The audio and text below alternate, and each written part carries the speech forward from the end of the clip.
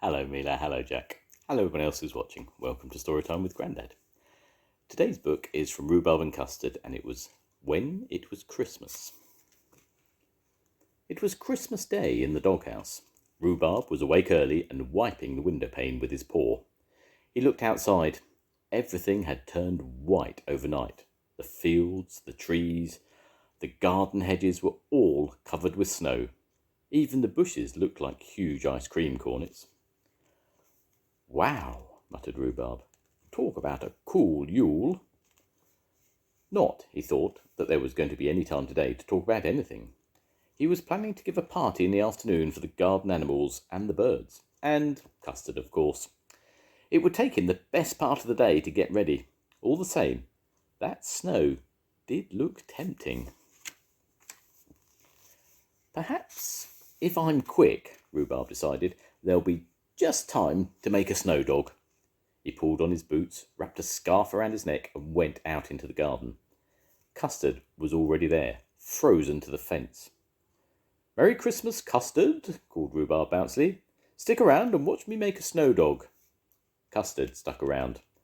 There was really nothing else he could do, as he was wondering what had happened to his whiskers, and he didn't feel attached to his face anymore. "Merry Christmas," he said frostily. "And would you mind checking on my whiskers while you're about it?"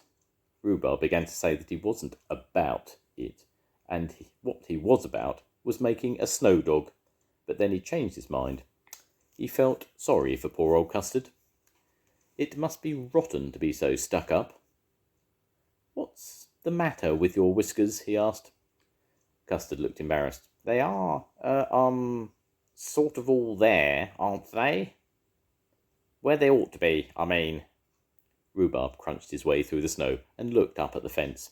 He wasn't sure how many whiskers Custard ought to have, but as far as he could tell, there didn't seem to be any missing. He said so, and Custard was very relieved. Rhubarb soon forgot about Custard's whiskers, though. All the garden animals came scurrying out from nowhere to see what was going on. While the birds had made a ski slope on the roof and were busy whizzing down it, Rhubarb was delighted to have an audience. "Right then," he said. "Right then, gather round, folks. A snow dog.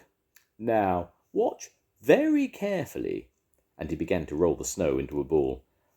"This is going to be the most marvellous, magnificent snow dog you ever saw," he boasted, as he bounced it and bumped it and bashed it into shape. Suddenly, the rooftop ski slope began to give way. There was a whooshing sound, and a whole pile of loose snow came crashing down on Rhubarb's head. For a moment he thought the whole world had whitened out. He shook the snow out of his ears and could hear the birds giggling hysterically. "What a super snow dog," they all laughed. "And it moves. We've never seen a moving snow dog before. How clever you are, Rhubarb." Rhubarb went white in the face. He was soaked to the fur and shivering. He was so wet he felt sure he would lose his bark before the day was out, and perhaps have to soak his paws in a mustard bath. "It's no use," he told them all crossly. "It's no use at all. I was going to give a party. I was going to invite you all to come. But now I expect I'll have to go to bed with rheumatics instead." And he began to stomp away indoors. Everybody had stopped laughing when Rhubarb had mentioned the word party. "Please, Rhubarb," they pleaded now. "Don't go off in a woof. The snow couldn't help sliding, could it? It was an accident. Do let's have a party." So at last Rhubarb relented. "All right," he said. "Come at 5 o'clock sharp." Off he went to start the preparations. He found exactly what he was looking for in a cookery book. Then he put on his chef's hat, took an enormous bowl and a wooden spoon, and set to work. "Take 7 pounds of the wobbliest jellies imaginable," he read. So he took them. They were all different colours, and he wobbled them about for a long time, just to make sure that they were wobbly enough. "And 2 gallons of the sparkliest lemonade."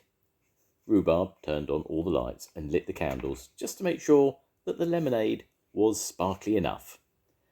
"And whisk all together in a bowl." "What I need," panted Rhubarb after half an hour, is a really good whisker. Perhaps I could have borrowed one of Custard's, provided he's got them unstuck by now.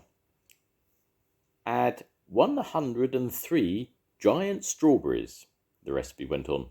Rhubarb counted them out, lost count, somewhere around 78, popped 2 or 3 in his mouth just so that he could concentrate better, and counted again. Now, bounce the mixture about, said the book. Rhubarb bounced and went on bouncing.